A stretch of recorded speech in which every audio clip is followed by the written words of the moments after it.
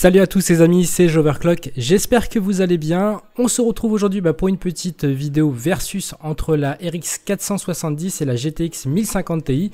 On va voir ensemble quelle est la meilleure dans cette catégorie. Allez, commençons par présenter nos deux poids lourds. D'un côté, on aura la carte de chez AMD, donc la RX 470, qui est une carte qui est prévue pour du gaming en 1080p.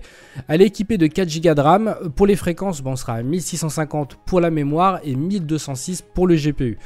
De l'autre côté, la concurrente, la 1050 Ti de chez Nvidia, qui est elle aussi prévue pour du gaming en 1080p, toujours équipée de 4 Go de RAM. Pour les fréquences, on est un petit peu au-dessus avec 1752 pour la mémoire et 1291 pour le GPU. Alors du côté de la consommation, on sait que ça a toujours été un point fort des cartes Nvidia et ça va le rester pour ce versus. Donc on va retrouver une MSI 1050 Ti en idle qui consomme 8 watts, tout simplement, c'est que dalle. Pour sa concurrente, la 470, cette fois une version Strix de chez Asus, elle sera à 16 watts, donc c'est le double. Mais bon, en idle, c'est pas forcément très représentatif. Pour ce qui est de la consommation, cette fois en jeu, ce qui nous intéresse le plus, donc sur Metro Last Light en 4K, on va se rendre compte que la MSI est à 68 watts, donc vraiment, vraiment pas grand chose, hein, c'est très bon comme consommation.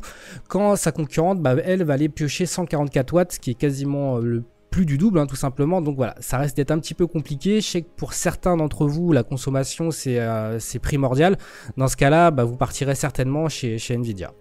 Alors en ce qui concerne les nuisances sonores, on va pas forcément départager ces deux cartes puisque je n'ai pas trouvé de bench avec un modèle identique chez AMD et chez Nvidia par exemple. Du coup voilà, ça serait pas forcément bon de les mettre à comparaison.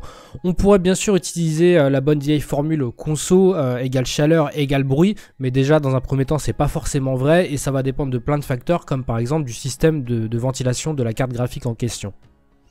Maintenant on va passer sur les performances en jeu, ce qui nous intéresse certainement le plus. On va avoir donc 3 API pour 3 jeux différents, ça va être vachement bien. Sur DirectX 11 en 1080p en médium, on aura The Witcher 3 avec des cartes, je vous rappelle, qui sont stock, hein. On aura une 470 qui va donner 91 FPS et au mini 74. Pour la 1050 Ti, on sera tout simplement à 64 en moyenne et au minimum 52. Donc voilà, là l'avance est indéniable du côté de la carte de chez AMD. Si on passe sur un autre jeu, on pourrait passer notamment sur Battlefield 1 qui vient de sortir il y a très peu de temps, avec l'API cette fois sur DirectX 12 en 1080p et en médium.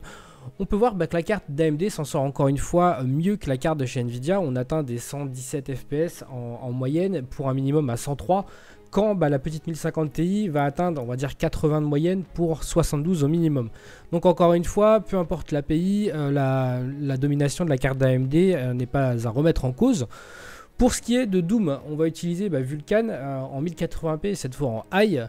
Donc la 470, finalement, on s'en tire encore une fois de la même façon, c'est-à-dire avec quasiment 40% de perf en plus. On va avoir une moyenne à 121 FPS, un minimum à 105, quand la 1050 Ti, elle, ne va aller chercher finalement que 73 FPS pour un minimum de 62. Pour le prix, c'est assez simple. J'ai pris la barre des 200 € car au-dessus, à mon avis, ces GPU n'ont aucune légitimité. Pour la carte 1050 Ti, on part sur la MSI qui est un excellent modèle et qui surtout possède un connecteur 6 pins qui sera ô combien important pour l'OC et donc pour les montées en fréquence. Cette carte est annoncée à 189 € sur Top Achat. Pour la 470, le choix est assez simple puisqu'il est dicté par le mauvais placement de ce GPU en termes de prix. On retrouve parfois des modèles à 240 € alors que les 480 le sont aussi avec de meilleures performances. Enfin bref, je pars sur la Nitro Plus de chez Saphir qui est un très bon modèle que j'ai pu essayer et qui fait largement le café. Il est annoncé à 186 €, encore une fois sur Top Achat.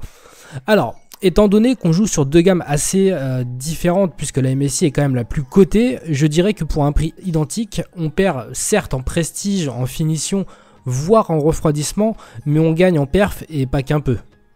Pour la conclusion, qu'est-ce qu'on va pouvoir dire? On va noter tout simplement les 3 thèmes qu'on a abordés, donc la consommation, la performance et les prix.